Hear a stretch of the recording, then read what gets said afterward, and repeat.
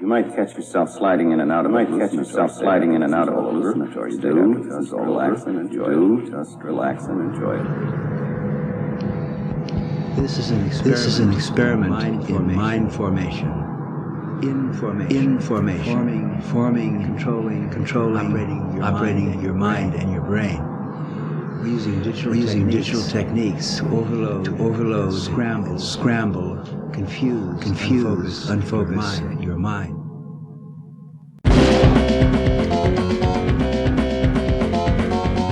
The natural state of the brain is chaos.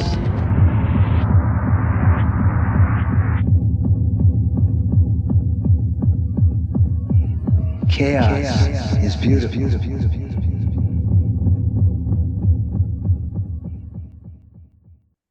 Daryl Dittmer, what's up, dude? Just enjoying the day, quite honestly. How are you, sir? Man, I'm very much the same. Trying to enjoy this lovely day. I'm not sure I know where you're located. I'm in Pensacola, Florida. How about yourself? North Georgia, up in the mountains. Love it. That just was just in Blue Ridge a couple of years ago. It seems. No way. Yeah. It seems like it was yesterday. I can't wait to go back. We're close. We're right there. We're in Mineral Bluff, which is right down the street from Blue Ridge. Yeah. That's awesome. Yeah, cool. It's beautiful up there. It really is. It's been a little chilly. It's finally starting to get warm, which just makes everything to me that much more enjoyable. I'm originally from Michigan, so I know how to freeze my tail off. Yeah, you're seasoned. I've had enough of that. Yeah, how long have you been in Georgia now? About 2.5 years. Very nice. Yeah, we love it. We actually most recently came from Massachusetts on Cape Cod, which was cool, and it was nice, and it was, the ocean and everything. It was beautiful, but it was cold too. It was just we had to get away from that. Although, unbeknownst to us, we bought this house, and it gets pretty chilly up here at elevation. So, we've had 0 degrees up here, which is insane. But whatever. Yeah, right. I feel that. So you want to just tell people a little bit about yourself and what brings you to the podcast circuit? Sure. Yeah. Thank you. Well, what brings me to the podcast circuit is I have been recovering from addictions for quite some time, and I most recently published a book about my journey, and in an attempt to try to give back. But so where I came from was Michigan, which, Protestant work ethic. My dad was a mechanic. My mom took care of the kids, and we had what I would say at that time was kind of a typical Midwestern family upbringing. Go to church every Sunday, and you're allowed to do these things and believe these things, and you're not allowed to do other things or believe other things. And so fairly typical in terms of my upbringing. And then I got involved in alcohol and drugs at a pretty young age, and it escalated fairly quickly in terms of how it impacted my life and how it impacted me in terms of what I was taught and what I was, sort of allowed to do and not do.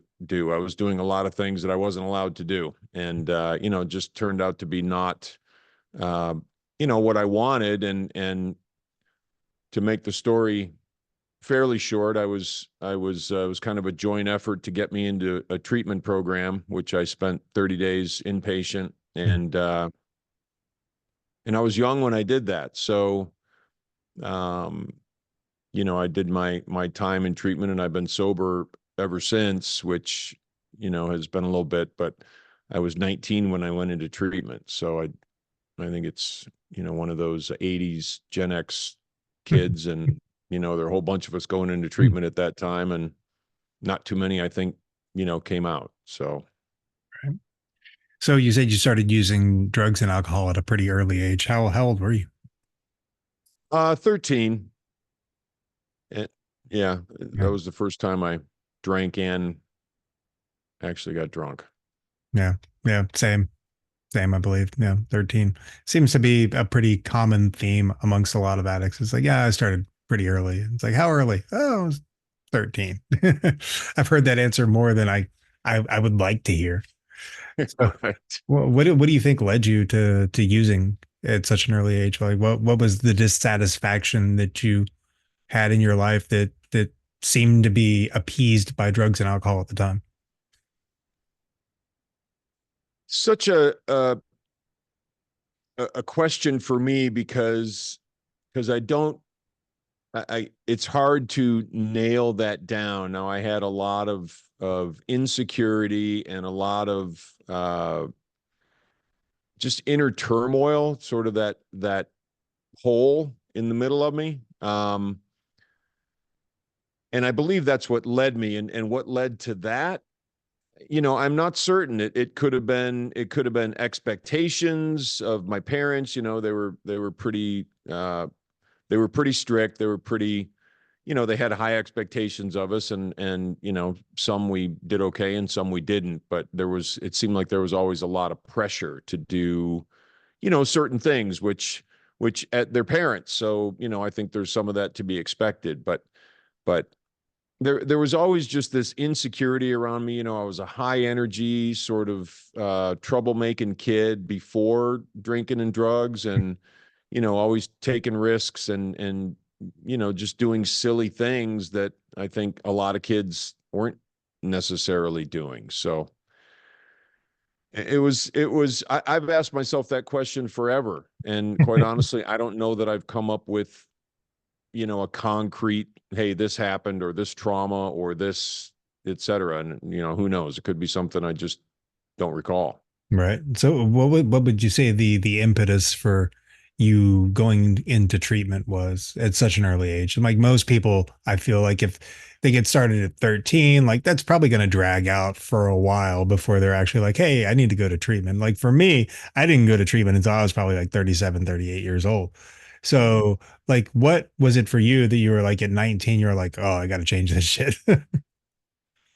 Yeah, there was a misery to me and to my life, and the drinking and drugging was constantly there, and I could yuck it up with the best of them in terms of just that sort of scene. But if I ever was with normal human beings, I was not comfortable, and I had that sort of hole in the middle of me. So I knew that was there. I didn't necessarily attribute it to the drinking and the drugs, though. And I was at the time I was confronted with treatment. I was 18, and then I crossed over into 19 before I went into treatment. So I was still trying to figure out life. I mean, there was a lot of just basic life stuff that I needed to get my head around. I do remember that, actually December 31st of 1984, I was seriously considering just not being around anymore, and perhaps, ending this ride. So that part got me to treatment. And the other part, probably the bigger impetus was my mom was on my tail for a long time. And, and she basically said, look, I want you to go talk to this counselor. And it was up to me. And if I didn't, it was just kind of over in terms of that relationship for whatever that meant at that particular time. But I decided to go, and I decided to go see the drug and alcohol counselor. Seems like it was a pretty good decision. Yeah, it's worked out. It's worked out really well. So what And was, thank God. yeah, right? No, for real. Absolutely. So what was early recovery like for you? What did that look like? You went through treatment, you were there for 30 days, you get out, what happens? It sucked, honestly. I love that. It, I love your honesty.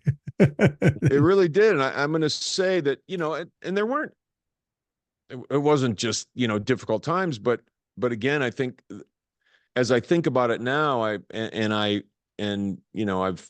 got a couple of sons that have gone through the age of 18, 19, and I look at them and I think, and they're well past that now, but what did they have to figure out just in life, like just the basics, just Right. the basics of living. So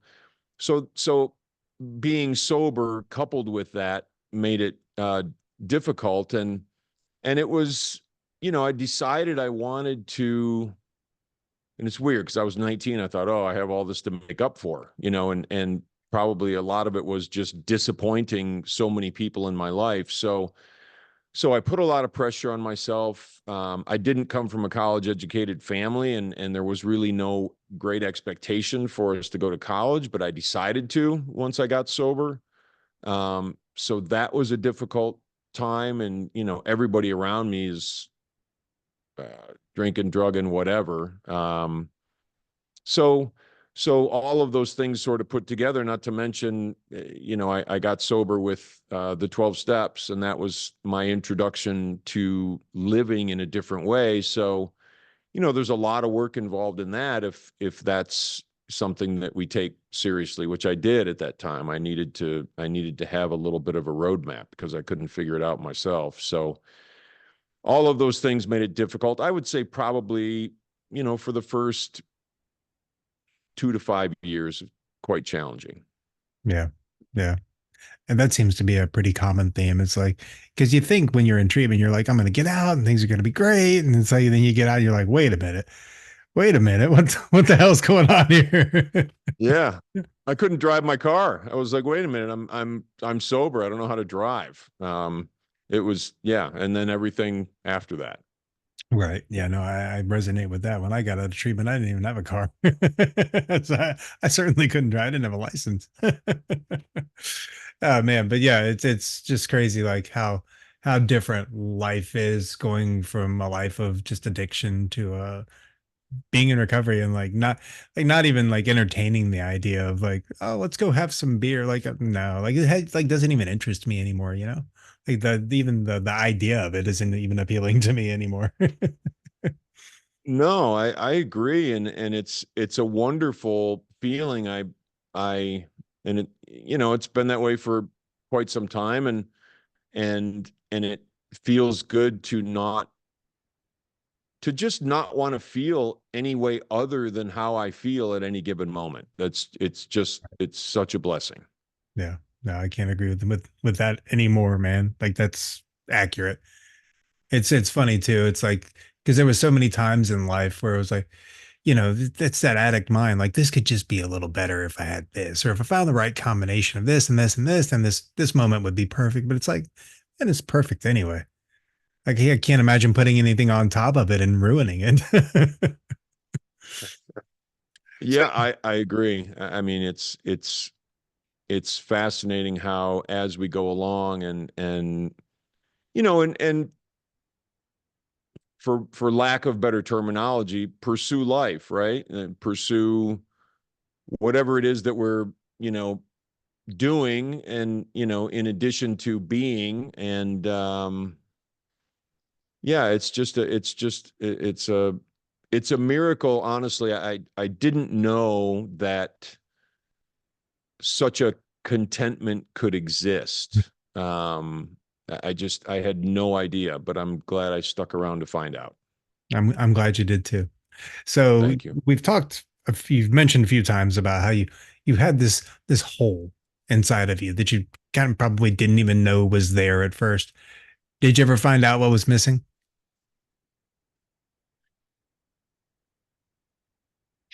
Yes and no. I would say I filled the hole. The hole has been filled for a long time. And there's so many different things that could contribute, right? I'm a huge proponent of, treating our bodies right, our minds right, our emotions right, our hearts and our souls right. And exploring and learning and just sort of going down as many paths as we can to just figure this whole thing out, right? So, that's how it, I guess, transpired for me. And so in doing that, and I don't know exactly what it was that sort of put a cork in that hole, or I shouldn't say that. It's probably not the right way to term it, but it just, that hole became filled with a contentment and a fulfillment. And it's hard to say. I think it was a synergy of many things, of seeking and trying, for lack of better terminology, just trying to be better at my life. I feel like that's what filled that hole. Right on. Do you have any like dedicated spiritual practice that you do, or are you not spiritual, or anything like that going on? Yeah, very much so. And I guess I'll preface that with, growing up as the Protestant kid, grew up Lutheran, and the church and all that sort of stuff, and so I really had to take all that stuff apart when I first got sober, and I had to.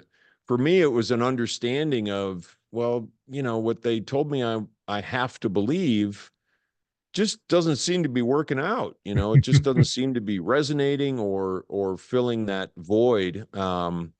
So I looked into a number of different things. I tried, different forms of meditation, and by reading books and John Kabat-Zinn and Thich Nhat Hanh and just whatever, just trying to figure that out. But I met a gentleman, and his name is Amit, and he's become a dear friend of mine, and he taught me primordial sound meditation, which is what this was probably 20 some years ago. And so he taught me that, and that's been something that's really resonated for me, because I'm a nut job. If I don't calm myself, if I don't, I mean, that's just part of it. So if I don't calm myself and I don't allow myself quiet and I don't take that time, to dive into that, I'm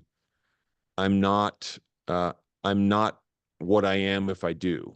And, and, and so that's every day. And usually about an hour in the morning of that, and also some pranayama, just breathing exercises. And that's the foundation, I would say, for everything in my life at this point. No, I definitely 100% am in total alignment with that, because they're very much the same, right? Like my spirituality has been the cornerstone of my recovery, essentially, and I certainly wouldn't be where I'm at today without it. 100%. So Very cool. you wrote a book. I'm assuming it's a memoir. I haven't read it. I would like to read it. Tell me what sparked that fire? You're how can I give back? Was that like kind of the idea, or like, hey, this would be a fun thing to do? Or because I think we all know, if anybody who's attempted to write a book knows it's not a fun thing to do. Yeah. It's interesting, because writing the book part was not the most difficult thing to do. The most difficult thing was sitting my butt down and just starting to write, and dedicating myself to writing. So how it started was, I was telling my wife some story about my past, my life, whatever, and I didn't get married till I was 39. So there was about 20 years of sobriety before I got married. And anyway, I tell my wife these stories, and she's like, well, you're just not that dude anymore. I'm like, no, I'm not that guy anymore at all. And then I said, remind me to write a book someday. And she's like, okay. And so anyway, fast forward, that was 20 years ago, and fast forward to 2023, and I finally got off my butt and decided to write it. Better late than never. But but I don't know that it would be the book that it is now had I written it 10 years ago or 15 years ago or whatever. It wouldn't be. It would be, there's a lot more that has happened, and a lot more has happened inside of me and life and experiences and all that sort of thing. So that was the beginning of it. And quite frankly, I wrote that book in about 2 months, and within 5 months I had written two. So the writing part wasn't as difficult. It was me sitting my butt down to write that I made difficult. Right. That's the hard part. Is just doing the work. Like Yeah, and that's anything, right? Like it comes easy once we actually just stop to do it. It's like, oh, this is it as hard as I made it out to be in my mind. exactly. It's just getting past that barrier, right? Like this thing. That's the hang up is that thing all the time. Oh man. So what's life look like for you today? Like, I mean, on the other side, I mean, you're obviously pretty far out of your recovery date. You've got some decades under your belt. Like what's life like these days? You're in Georgia in the mountains. It's beautiful. You wake up, get to see that every day. That's pretty cool. It's really cool. And as it gets warmer, I meditate out in facing the sun outside with my feet in the grass, and I've beat the heck out of my body, so I can't do anything but sit in a chair, in terms of my meditation practice. But it's just the most wonderful thing as it gets warmer, and I can sit outside and do that. But life today is just, the podcast thing, which I've been really enjoying. I've been loving the conversations. I'm quite frankly loving the conversation we're having, and so it's trying new things. It's the book writing, and it's marketing things, it's podcasts, it's blog, it's all the things that I haven't done to this point in my life. Mm. And again, I'm a whack job. So, I was up at it's I was up at 5 this morning, which was sometimes a little late for me. And I'm up writing, and I'm doing stuff, and I just but I love it. I love it because it allows me to, I feel like I'm in a position now where I really can give something back, and, not from the perspective of, hey guys, you need to do this, more from the perspective of, hey, this is my experience and I want to share it with you. And if something resonates with you, that's wonderful. And that makes me happy. And if I'm, 20, 30, 40 years from now, if I'm gone and you remember something from that book, or you pick up that book and it helps you, I feel like I've done my job. That's awesome. Any more books planned? Anything looming? There's so much looming, and I, the great part of what's looming is most of the time we don't know what's looming, right? Right. Um, but yes, I have another book that's written. I'm in the process of formatting it right now, and the editing's done. It's probably going to come out in the third quarter of 2024. So I just finished the audio book for the first book not too long ago. So when I committed to one book, I committed to three. Mm. And I feel like that's just feels like the right number and it feels like the right things that I want to get out there. So two are written. I've got one more to write. And I honestly, I can't believe how busy I am with this sort of whirlwind of stuff, but it's wonderful. So Ah, that's how I spend my days. that's awesome, man. How's the first book been received? Has it been doing pretty well, or any good responses from it? Do you have people reaching out to you after reading it and being like, "Hey, this really resonated with me"? And I do. It's gotten a lot of wonderful reviews on Amazon, which I'm really happy about. And a lot of people who have mentioned that they've been helped. There are people that I changed some of the names in terms of inside the book, and, just in terms of the stories, because, not everybody wants to get tagged with, the debauchery and the madness of, of what life was like. Right. So, but I've had those people who I haven't spoken with in, 10, 20, 30 years. And they've reached out to me and have said things like, that it was really cool that you wrote it and thank you. And it helped me. And, so those kinds of things are happening, which is wonderful and makes it so worth it. And also makes me want to continue to spread that message, whatever message that I can spread. Right. The names have been changed to protect the innocent. It's like Dragnet. And the guilty. Yeah. And the guilty. Mostly the guilty. We don't need to protect the innocent. Innocent are fine. The guilty, yeah, we just don't want to expose them. What do the innocent have to lose? Nothing. That's true.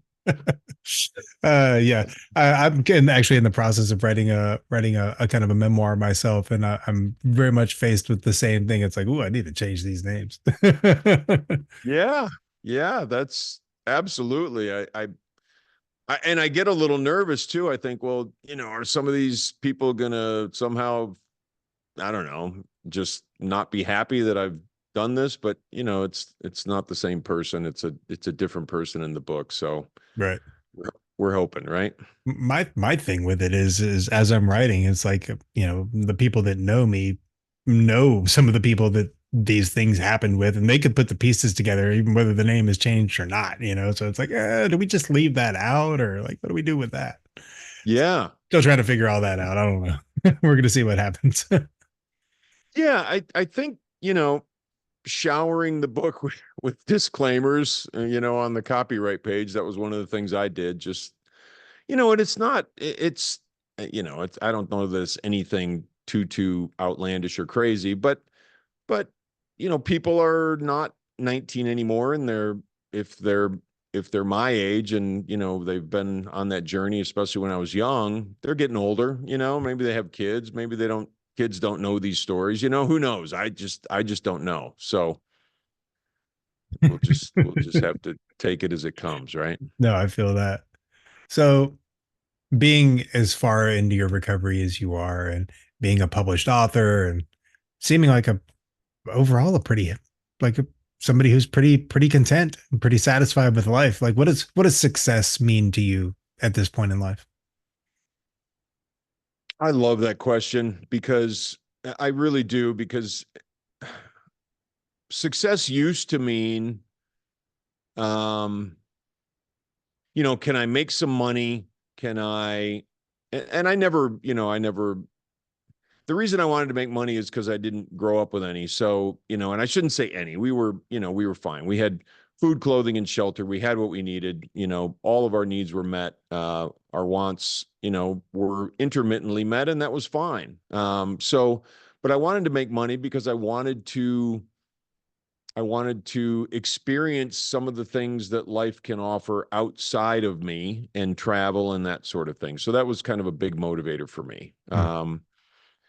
And, and that wasn't my definition of success necessarily back then. It was just something that I wanted to do. But at some point, what resonated for me was, in terms of the success and what that means, was, if I can wake up in the morning with a smile on my face and be happy about a new day, that was my definition of success. And that's been my definition of success for a long time. And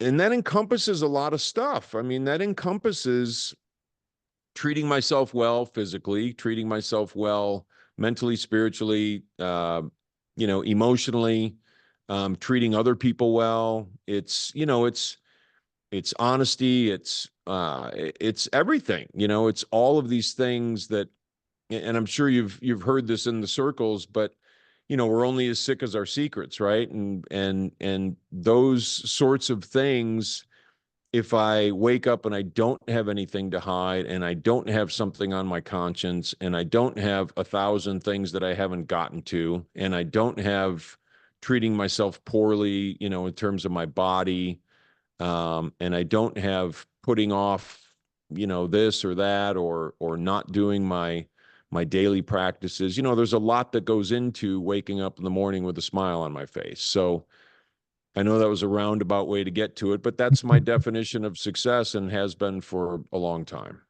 I love that. I think that's a really wonderful definition for success. And Thank you. so, if you had any advice you could give to somebody who's either new in recovery or thinking about seeking recovery and is having some issues and knows that there's some, this other way to live, there's something else. What advice would you give to that person? The first thing I would say is, and I think the real key is be teachable. And that's one thing I heard early on, that if I'm going to be teachable, I have a real shot. And if I maintain my willingness to do the things that I don't necessarily want to do, but that I know are the best for me and all concerned, I have to do those things. So for me, it's, I found a sponsor that was, is actually the reason I titled my book the way that I did. And one of the things that he said to me, but finding mentors, finding people who we want to be like, who we want to emulate. And when I say emulate, for me, it was, somebody who was exhibiting a contentedness and exhibiting a willingness to help and exhibiting a humility. I think those are the most important things going in, that, we have to put ourselves in a position where we surrender to a large extent and allow ourselves to be taught, and probably as important, do the work. Fantastic. Well, Daryl, thank you so much for taking the time to do this. Where can people find you at? Where can they find the book at? And when can we have another conversation? I'd love to interview you again when the next book comes out. So, Oh, I'd love that. Thank you. I have a website. It's www.daryl, D-A-R-Y-L, Dittmer, Dittmer.com. Anybody who wants to reach out via email, please feel free. Always willing to share thoughts or help or whatever I can. My email is daryl@daryldittmer.com.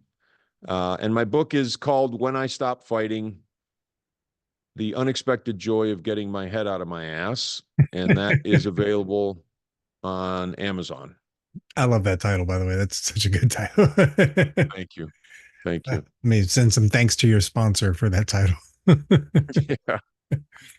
Well, hey, man, again, thank you so much for taking the time to have this conversation. And I hope you continue your success, and I hope you have a wonderful rest of your day. Thank you, Justin. You as well. I really appreciate you having me on. Thank you. Thanks.